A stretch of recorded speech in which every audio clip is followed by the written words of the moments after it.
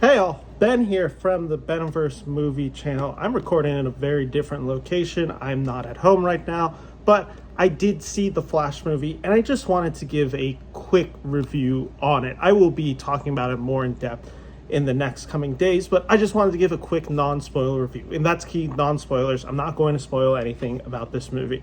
Just saw it maybe 2 or 3 hours ago.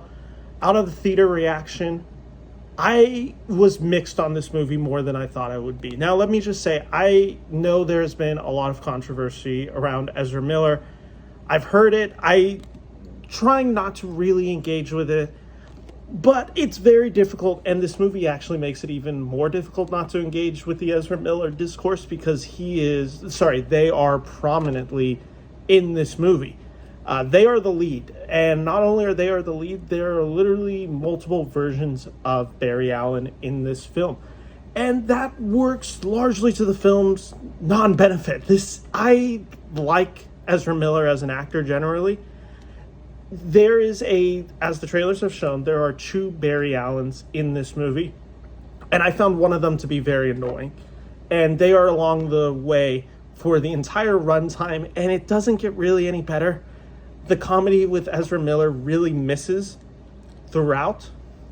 There's a lot of the movie in this 2 hours and 20 minutes that's really wasted or just completely unnecessary. There's an opening action scene at the beginning of this film that's the first 15-20 minutes that involves Batman and the Flash. It's been very heavily put in the trailers. I think it's ostensibly terrible. I think it's poorly choreographed. I think it's horrendous CGI. It has some of the most bizarre needle drops I've seen in a movie in this opening action sequence. The movie does find its pace after a little bit. There are some actual heartfelt moments in this when it focuses on Barry Allen, his relationship with his father, who's in jail for allegedly killing his mother. And the mother in this movie, Barry Allen's mother in this movie, there is an actual heartfelt emotion to this movie. And I think those scenes work. And I think when the film focuses in on Barry Allen, his relationship with his family, I think it works to actually pretty good effects. Now, obviously, this movie is known for one thing and one thing only, and that's the Michael Keaton return. Michael Keaton's good in this movie. He actually gave a little bit of a subversive performance in this, more than I thought he would. I like seeing this character, Bruce Wayne, here in the Danny Elfman score again. It worked for me. Now, what they necessarily do with him as the film goes along, that didn't work for me. And this whole time-traveling story, I think, gets far too convoluted for its own good. But overall, Michael Keaton, I like seeing him, as did I like seeing Supergirl in this movie. Now, I don't think the actress, unfortunately, gets a lot to do in this film, but she is good in the limited amount. Zod is in this movie. He's just in this movie. I can't say Michael Shannon does much in this movie. It's a very clear paycheck movie for him. There's a lot that comes. I think the time travel story is very messy. I think it's very confusing. I think the more you pay attention to the movie, the less it actually makes sense.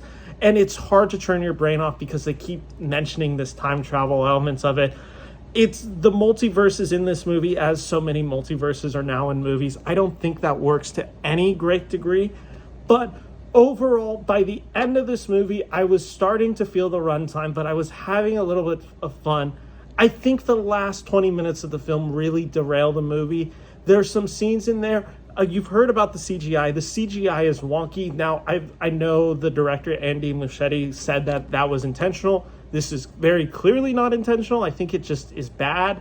And the design choice that they do, especially when they're in the Flashpoint, just looks horrendous. I just didn't like any of it.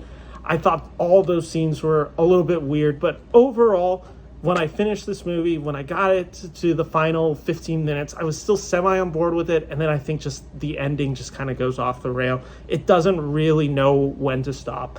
And overall, I found this movie to just be a disappointment. I don't think it's bad.